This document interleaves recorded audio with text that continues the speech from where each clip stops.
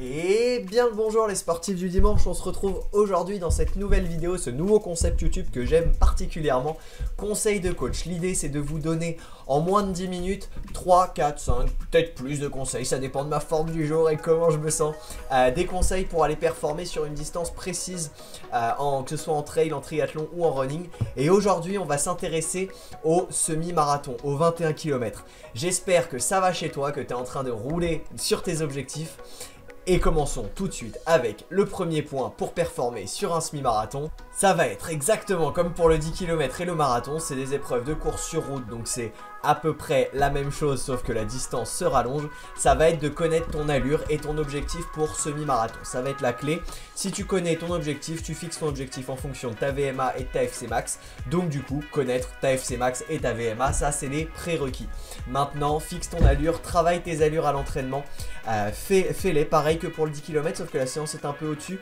Prépare un 8 x 1000, prépare un 4 x 2000, c'est intéressant à allure semi-marathon, à aller chercher. Il faut que l'allure marathon, voire un poil en dessous, 5 secondes en dessous, passe, que tu finisses en étant à l'aise, en étant bien, et que ce ne soit pas un problème ces séances-là. Voilà, c'est le premier critère.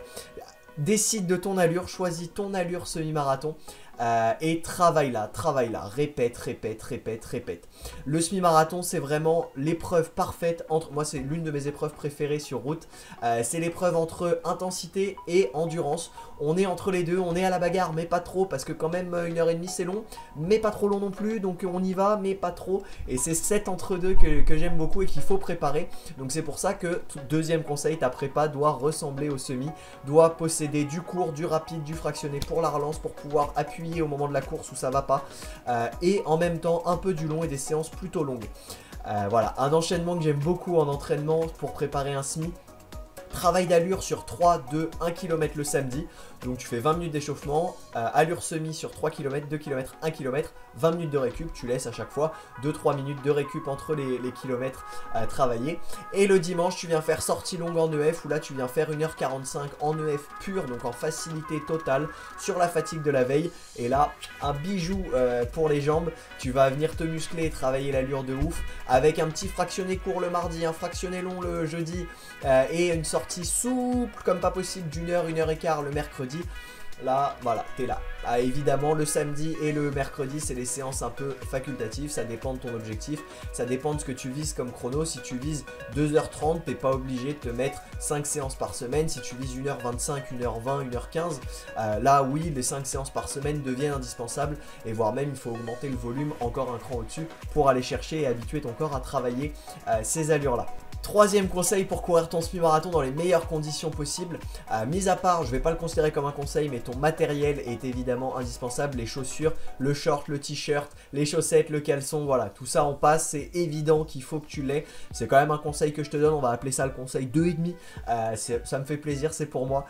Et le conseil numéro 3 va être d'établir ta stratégie de course, c'est-à-dire que si tu projettes de courir en négatif split, projette de courir en négatif split et tiens-le. Pour rappel, négatif split, c'est de courir en deux allures différentes, c'est-à-dire courir la première partie plus doucement que la deuxième, et que si vous projetez de courir en 4,30, la première partie vous la courez en 4,40 voire 4,45 et la deuxième vous la courez en 4,20 voire 4,15. Pareil, en fonction vous ajustez pour obtenir votre allure 4,40. Vous pouvez aussi choisir de tenir 4,40 tout du long, vous pouvez choisir de faire progressivement, c'est vraiment vous qui choisissez, mais définissez votre stratégie et surtout tenez-vous-y. La stratégie dans un semi, c'est ça qui vous permettra, voilà, de gérer un peu les fluctuations, parce que va y en avoir, c'est assez long pour qu'il y en ait, et surtout la bagarre, gardez-en, moi je vous conseille clairement d'en garder sous le coude.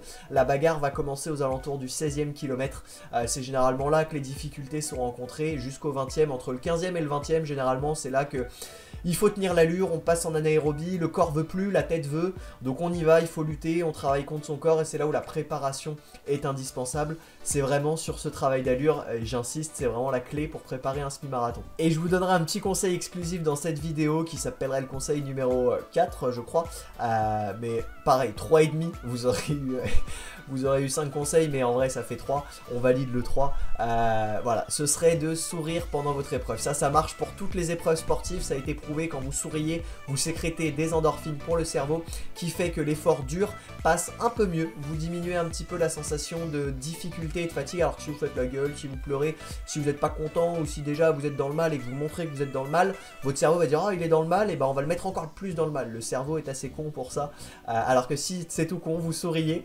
même si vous êtes dans le mal et que ça ne reflète pas ce que vous êtes en train de subir, essayez de sourire, vous verrez, la différence va se faire, même si vous forcez un peu, il y a une petite différence, alors on parle de pas grand chose, mais voilà, c'est une petite astuce qui vous permettra peut-être d'aller chercher ce RP, ça peut se jouer au sourire.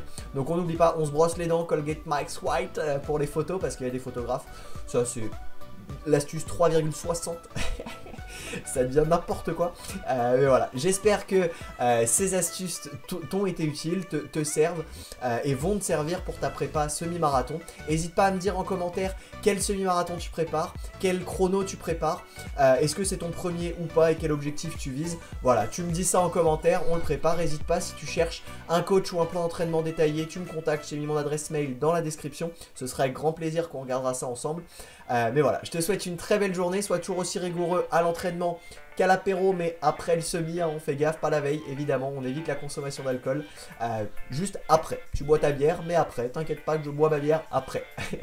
Voilà, je te souhaite une très belle journée, un très beau dimanche, lundi, mercredi, mardi, samedi, peu importe quel jour, quelle heure tu es, je te souhaite de passer un bon moment, et en espérant t'avoir apporté un petit quelque chose. Ciao, à plus!